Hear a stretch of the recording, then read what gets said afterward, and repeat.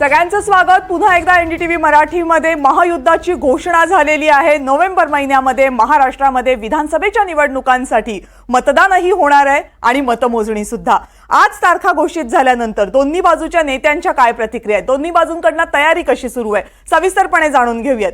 भाजपचे केंद्रीय मंत्री पुण्याचे खासदार मुरलीधर मोहोळ आपल्या सोबत आहेत। त्याचप्रमाणे आधी ब्रेकच्या अगोदर मी ओळख करून दिल्याप्रमाणे महाविकास आघाडीचे नेत्या संजना घाडी आपल्या सोबत आहेत आणि अमोल मिटकरी महायुतीचे नेते राष्ट्रवादी काँग्रेसचे प्रवक्ते सुद्धा आपल्या सोबत आहेत। सुरुवातीला मुरलीधर मोहोळ यांच्याकडे जाऊयात।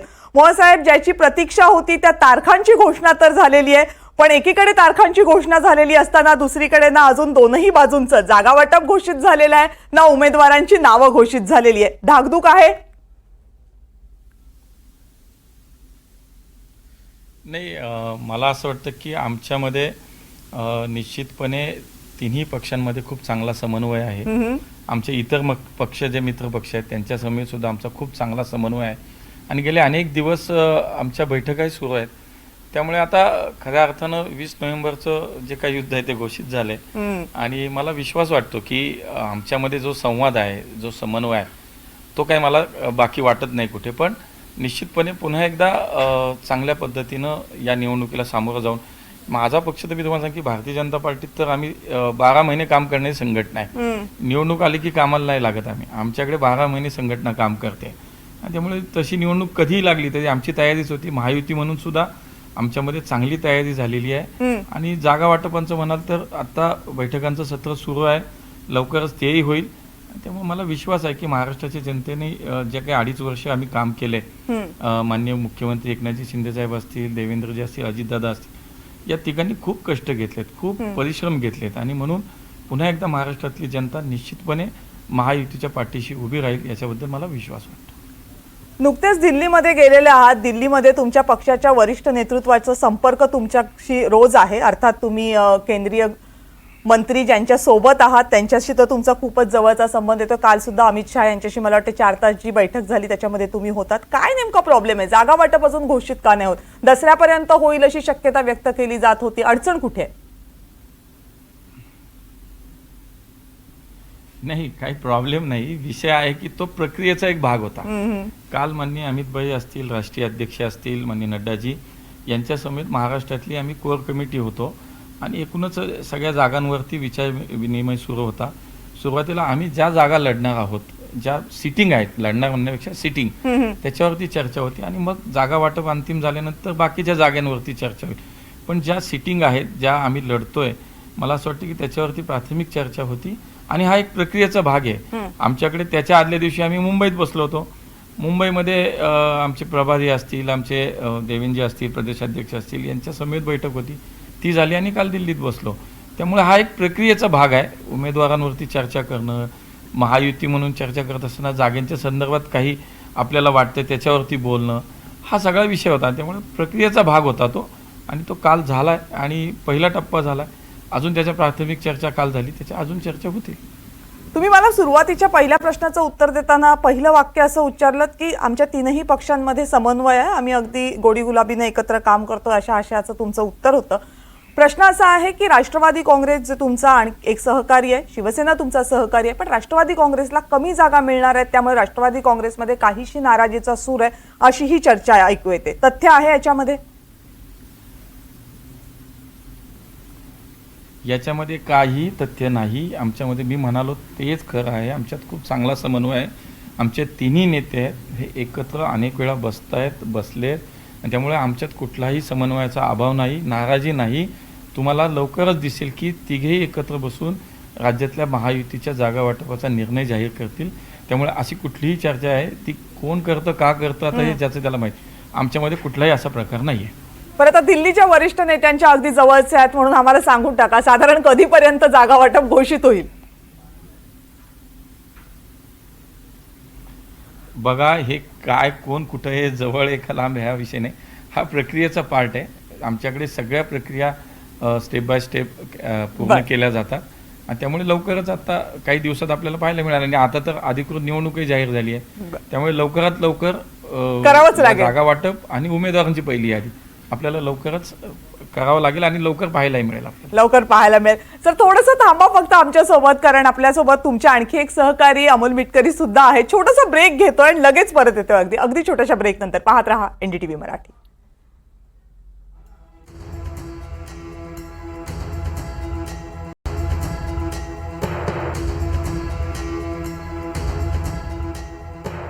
आपल्या सर्वांचं पुन्हा एकदा स्वागत एनडीटीव्ही मराठीमध्ये. महायुद्धाची घोषणा झालेली आहे. महाराष्ट्रामध्ये नोव्हेंबर महिन्यामध्ये 20 तारखेला मतदान होणार आहे आणि सगळ्याच राजकीय पक्षांची लगबग आता सुरू झालेली आहे, कारण तारखा घोषित झालेल्या आहेत. राष्ट्रवादी काँग्रेसचे नेते आमदार प्रवक्ते अमोल मिटकरी आपल्यासोबत आहेत. अमोल मिटकरीजी, काही वेळापूर्वीच मुरलीधर मोहोळ यांच्याशी बोलत होते, तो संवाद तुम्हीही ऐकलात.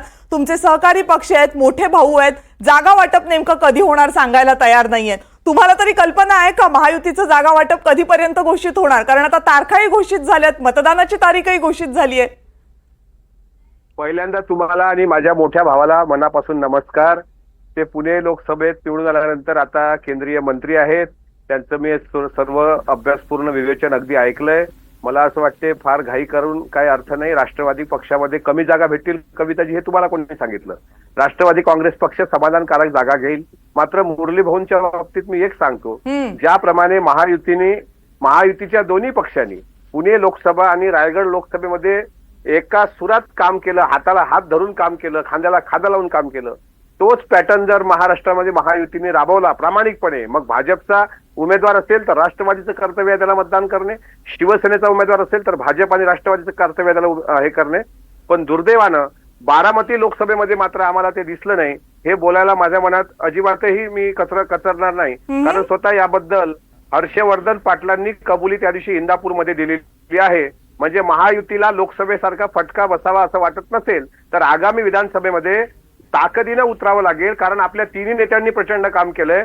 सीएम एकनाथ शिंदे साहेब असतील, दोन्ही डीसीएम असतील, अजितदादा असतील किंवा देवेंद्रजी असतील, प्रचंड ताकदीनं काम केलंय, जनतेपर्यंत उचललंय. 0.5% तेवढा तो फरक राहिलेला आहे. तो फरक ही एकच योजना आमची पूर्ण करेल. त्याच्यामुळे आम्हाला विश्वास आहे 20 तारखेच्या निकालानंतर 23 तारखेला आम्ही गुलाल उधळणार आणि समाधानकारक जागा घेऊ आणि महायुतीमध्ये राष्ट्रवादीचं स्थान हे आपल्याला कविताजी निश्चितच एक महत्वाचं स्थान दिसेल. याबद्दल माझ्याही मनात शंका नाही, माझ्या मोठ्या भावाच्या मनात पण. मुरलीधर मोहोळजी, पुण्यातलेच नेते आहात तुम्ही, त्यामुळे या प्रश्नाचं उत्तर तुमच्याकडनं जाणून घ्यावंच लागेल की बारामतीच्या बाबतीत तुमचे सहकारी पक्ष उघडपणे म्हणत असतील की बारामतीत काहीसं वेगळं घडलं होतं, नेत्यांनी आम्हाला मदत केली नव्हती आमच्याच स्वकीयांकडनं किंवा आमच्याच सोबत असलेल्या पक्षांकडनं. पटतंय का तुम्हाला? नाही बारामतीमध्ये भाजपची मदत झाली राष्ट्रवादी काँग्रेसच्या उमेदवाराला? नाही, अमोलजींनी एका व्यक्तीच्या विषयावरती बोलले, पक्ष म्हणून नाही बोलले. तर मला असं वाटतं की ती व्यक्ती त्यांनी नंतर ते भाषणामध्ये समोर आलं आणि त्यामुळे मला असं वाटतं की एखाद्या माणसाने केलेली चूक असेल, ठीक आहे, पक्ष म्हणून नसते, व्यक्तिगत त्यांनी काही चूक केली ते त्यांनी सांगितलं आणि मला असं वाटतं की त्यामुळे ते उघड आहे. पण पक्ष म्हणून त्याच्यात नाही. त्यांचं म्हणणं आहे की ते व्यक्तीचा विषय होता, झालंय ते, आता झालंय ते सोडून दिलं पाहिजे. पुन्हा आम्ही ताकदीने एकत्र लढणारच आहोत. त्यामुळे ती व्यक्ती आता आमच्यात नाहीच आहे, त्यामुळे त्याच्यात बोलण्यात काही अर्थही नाही. पण असे नाराज तर दोन्ही बाजूंमध्ये असतील, म्हणजे जसे महाविकास आघाडीमध्ये असतील तसे महायुतीत असतील, तुमच्या वेगवेगळ्या पक्षांमध्ये वेगवेगळे नाराज असतील. आव्हान नाहीये का या नाराजांना आता सांभाळण्याचं? ही चिंता आता आपण करू नये. ही चिंता काही चिंता करू नका. आम्ही सगळे एक आहोत, एकत्र एक दिलानं काम करणार आहोत आणि पुन्हा मला असं वाटतं की आमच्या तिन्ही नेत्यांच्या नेतृत्वाखाली पुन्हा एकदा राज्यात महायुतीचं सरकार 100% येईल. बर, अमोल मिटकरीजी, जय बारामतीबद्दल तुम्ही तक्रार केली, तशीच तक्रार तुम्हाला पुन्हा एकदा कुठेही करायला महाराष्ट्रामध्ये विधानसभेच्या निवडणुकीमध्ये वाव राहणार नाही याची खात्री आहे महायुतीत? नक्कीच, कारण त्यानंतर विशेषतः हर्षवर्धन पाटलाच्या स्टेटमेंटच्या काही दिवसांपूर्वीच एक समन्वय समिती गठीत झाली होती आणि त्या समन्वय समितीमध्ये असं ठरलं होतं की ज्या जागा वाटप होतील त्या जागा वाटपानंतर जी जागा ज्या विधानसभेमध्ये ज्या पक्षाला जाईल त्यामध्ये इतर 2 पक्षांनी महायुतीचा धर्म पाळायचा आणि महायुती म्हणून प्रत्येकाने आपापलं कर्तव्य पार पाडत महायुतीच्या सत्तेकडे आगेकूच करायची. त्याच्यामुळे आता आम्ही अजिबात मागच्यासारखी चूक करणार नाही. जे फेक नेरेटिव्ह आमच्या विरोधकांनी सेट केले होते ते धुण्यामध्ये आम्हाला बऱ्यापैकी यश आलेलं आहे. फक्त आता एक आहे, महाविकास आघाडीचे तुम्ही प्रवक्ते बघा. आता संजय राऊत काही मिनिटांपूर्वी त्यांचं स्टेटमेंट आहे का, पहिल्यांदा त्यांनी ईव्हीएम वर शंका घेतली हरियाणाच्या निकालानंतर. दुसऱ्या टप्प्याला ते असं म्हणतात की एका टप्प्यात निवडणुका करणं म्हणजे हा होता तो 2 टप्प्यात घ्यायला पाहिजे होती. तिसऱ्यांदा ते असं म्हणतात की आता ते पैशाचं वाटप सुरू करतील. हे रडगाणं जे आहे हे रडगाणं महाविकास आघाडीकडून रडल्या जाणार हे आम्हाला माहित आहे. मात्र महायुती फक्त विकास कामाच्या जोरावर, विशेष म्हणजे लाडकी बहीण योजना, शेतकऱ्यांना वीज बिल माफीची योजना असेल, पिंकी रिक्षाची योजना असेल, या सगळ्या योजना ज्या गोरगरीब लोक कल्याणकारी योजना आहेत त्या योजनेच्या भरोशावर आम्ही चांगल्या पद्धतीने कमबॅक करू. आणि कामं सुद्धा तिन्ही पक्ष एकत्र येऊन एका दिलाने मित्र पक्षाला सोबत घेऊनच आम्ही त्या ठिकाणी पुढे जाणार. बर, मुरलीधर मोहोळ यांच्याकडे पुन्हा एकदा येते. तुम्ही फक्त काही पुण्याचं नेतृत्व करत नाहीत, पश्चिम महाराष्ट्राचं राजकारण तुम्ही खूप जवळून पाहिलेलं आहे. गेल्या काही दिवसांमध्ये पश्चिम महाराष्ट्रामध्ये शरद पवार यांच्या पक्षाचा जोर खूप मोठ्या प्रमाणावर वाढलेला दिसतोय. मोठ्या प्रमाणावर नेते त्यांच्या पक्षामध्ये जाण्यासाठी उत्सुक असलेलं चित्र किमान माध्यमांमध्ये तरी दिसतंय. आव्हान असणार आहे पश्चिम महाराष्ट्र महायुतीसाठी?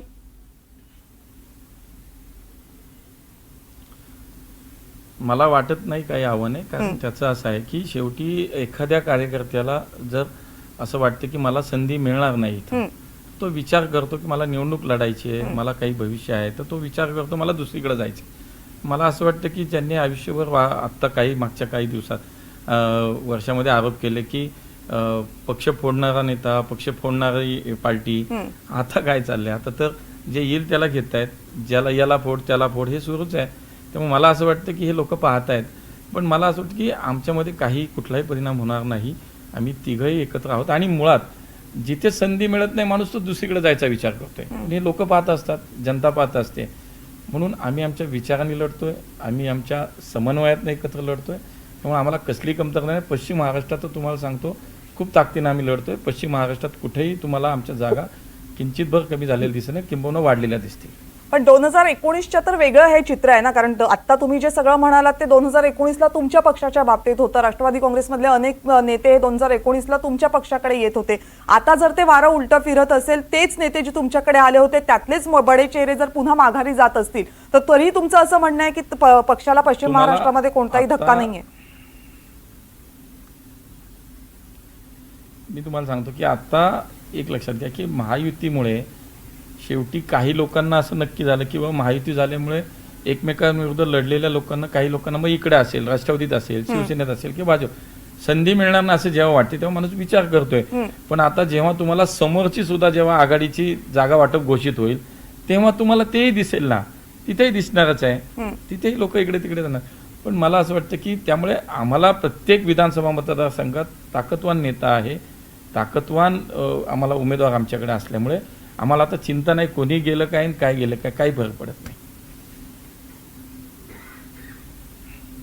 आपण दोघांनीही एनडीटीव्ही मराठीशी संवाद साधलात आणि आपल्या आपल्या प्रतिक्रिया अगदी सविस्तरपणे व्यक्त केलात. खूप वेळ दिलात आमच्यासाठी, त्याबद्दल मिटकरी सर आणि मोहोळ सर आपले खूप खूप धन्यवाद.